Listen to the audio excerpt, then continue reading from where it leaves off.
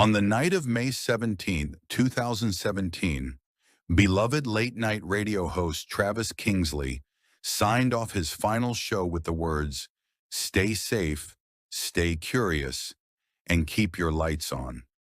By morning, his lifeless body was found slumped over the console of WSTR 98.6 FM, a vintage-styled radio station tucked into a mountain pass in Oregon. He had been on air for 23 years. His death shocked his loyal audience and devastated the local community. The official story? Cardiac arrest. But the autopsy revealed otherwise. He had been poisoned. Travis's nightly show, Signal After Midnight, was more than just entertainment. It was a blend of true crime, paranormal reports, and anonymous call-ins. He built a cult following. Some called him the last voice of the analog age.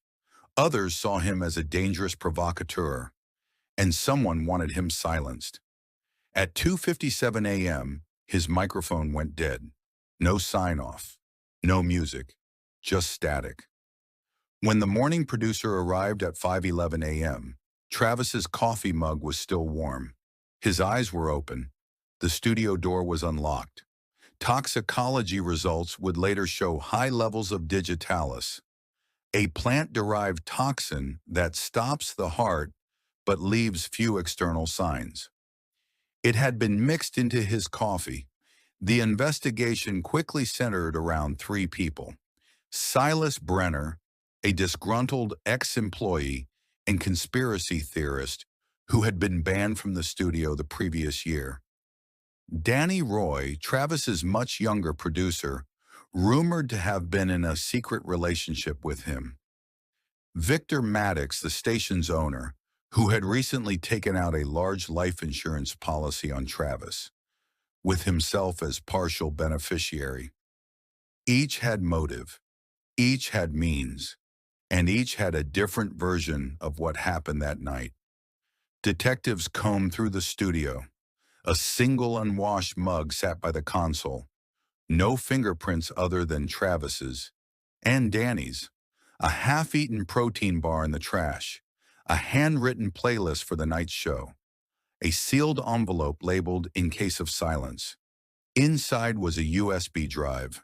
Its contents: hours of audio, Travis's private recordings, conversations never aired, many of them labeled by initials.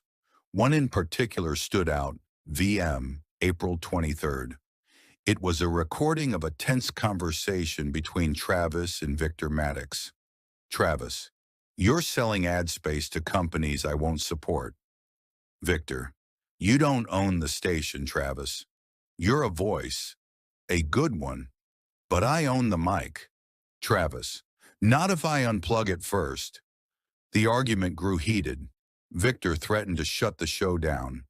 Travis countered that he had copies of everything. The conversation ended with a slam, likely of the studio door.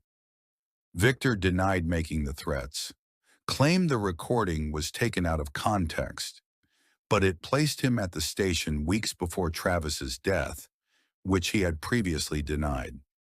Silas had worked as Travis's intern and later junior producer.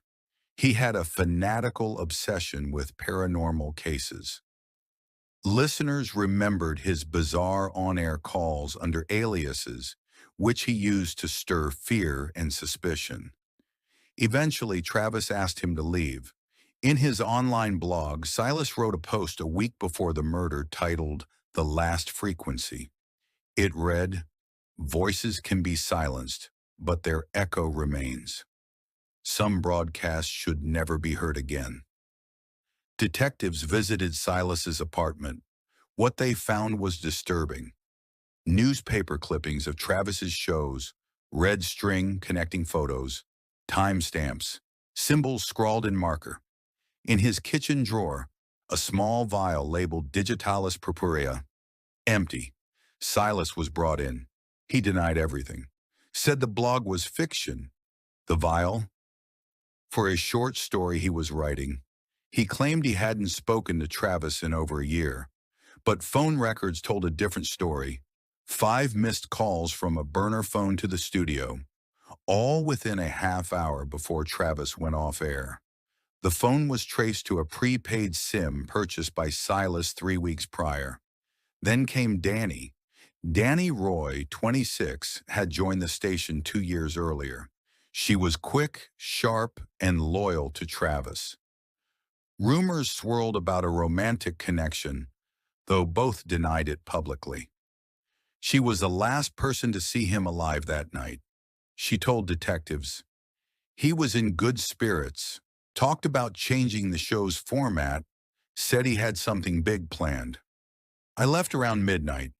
My shift was done. But Travis's neighbor, who lived in the cottage behind the station, told police he saw Danny's car parked outside at 1:45 a.m. When questioned, Danny broke down. She admitted returning to the station, claimed Travis had called her back, said he wanted to run something by her, but when she arrived, she found him already slumped in the chair. Why didn't she call 911? I panicked, she said. I didn't want them to think I did it. Her fingerprints on the mug made sense. Her timeline, however, didn't. There was a 17-minute gap between the call and her arrival. Detectives reviewed the call log. The call had been placed at 1:24 a.m. and lasted only 4 seconds. The turning point came from a different source, Travis's show archives. The final segment he ever aired was replaced in the online version by static, but the original broadcast had been automatically recorded to backup servers. Forensic audio experts extracted the last few minutes. At 2:53 a.m., Travis can be heard pausing during a monologue. A soft clink is heard, like glass tapping ceramic. Then, Travis, you didn't have to come back. Unidentified voice, female. I didn't want you to be alone. Then silence. Then the crash of a mug falling. Then static. Voice analysis confirmed it matched Danny's voice. Faced with the evidence, Danny confessed. She admitted to mixing the digitalis into his thermos. She said she hadn't meant to kill him, only scare him. She was upset he had plans to leave the show and move to a different station. Alone. She feared she'd be left behind. I thought if he got sick, just a little, he'd cancel the deal. He'd stay, she said. But the dose was too strong. She didn't realize how little it would take. Detectives investigated further. Danny had done research on poisons just days before the incident. Search history included lethal doses, symptoms of digitalis, and how to erase search history without being caught.